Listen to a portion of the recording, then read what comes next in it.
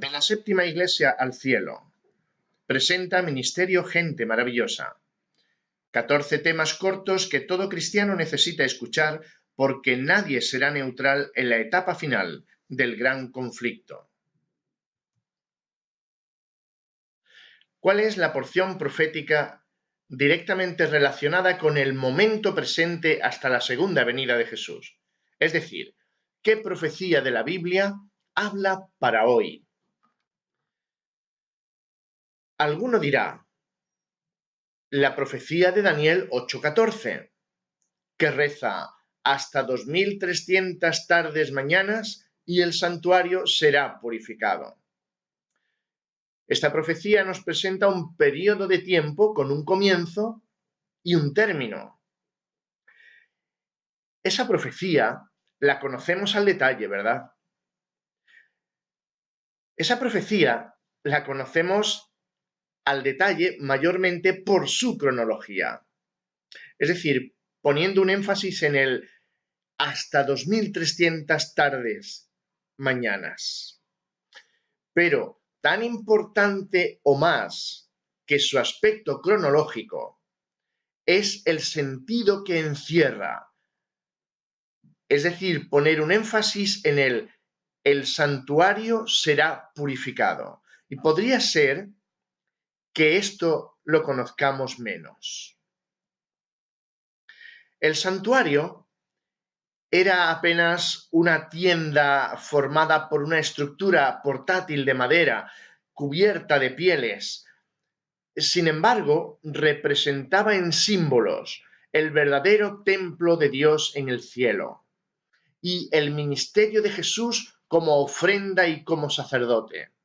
Valdría la pena en este punto parar el vídeo y leer los capítulos 8 y 9 de Hebreos. Y el santuario nos enseña la manera como Dios soluciona el problema del pecado. Declaraciones como este es el Cordero de Dios que quita el pecado del mundo, que está en el Evangelio de Juan capítulo 1 versículo 29, tiene su fundamento en el santuario. Es decir, esa declaración, este es el Cordero de Dios que quita el pecado del mundo, no podría entenderse sin la enseñanza del santuario que hay en la Biblia. Todos los que se apliquen en su estudio comprenderán claramente estos misterios. Y es la manera de evitar equivocaciones que tienen que ver con nuestra salvación y con el honor de Dios. De modo que es muy importante. Las implicaciones de la purificación del santuario son tan importantes que nadie podría salvarse sin experimentar lo que significa, es decir, sin experimentar el juicio y la expiación o limpieza de sus pecados, es decir, el juicio y que sus pecados sean borrados para la eternidad. 1. La muerte en la cruz es esencial para la salvación. 2.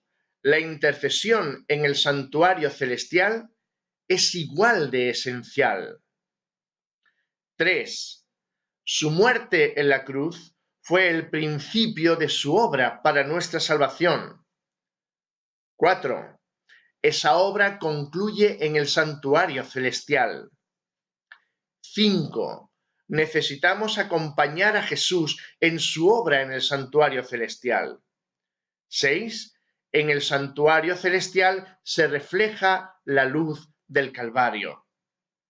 Y 7. En el santuario celestial obtenemos una comprensión más clara del plan de la salvación. En el santuario entendemos que el pecador es primero perdonado gratuitamente, después su presente es transformado y su vida separada de sus pecados pasados y confesados. Finalmente es juzgado y el testimonio contra él borrado definitivamente. Todo eso es la expiación. una generación estará viva cuando esto ocurra. Entonces, esta generación victoriosa será sellada para vindicar a Dios cuando ya no haya mediador en el santuario.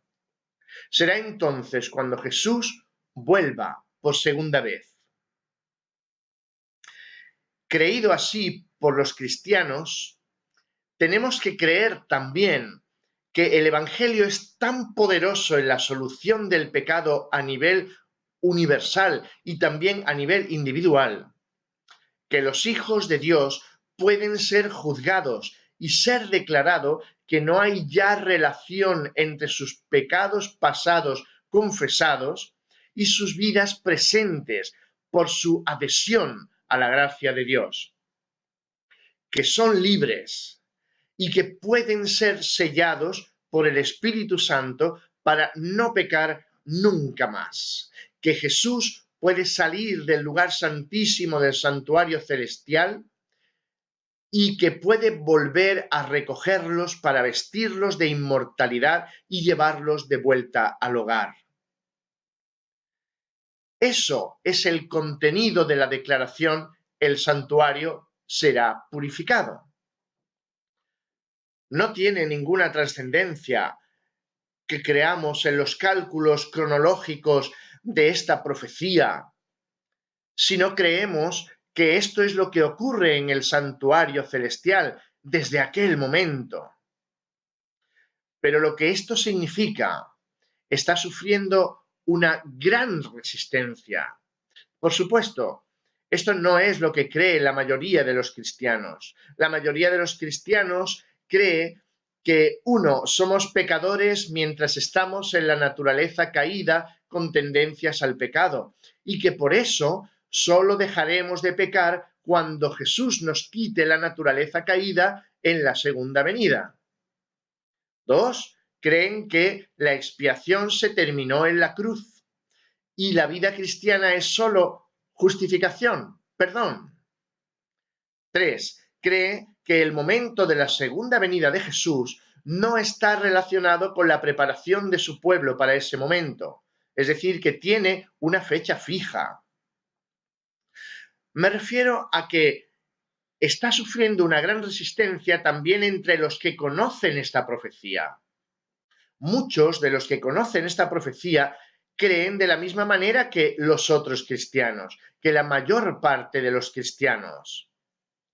Por supuesto, Satanás quiere que crean eso, porque él quiere que no estén preparados para la hora de prueba que va a venir, que no obtengamos la eficiencia que puede ser nuestra por la sangre de Jesús y que nos perdamos con él.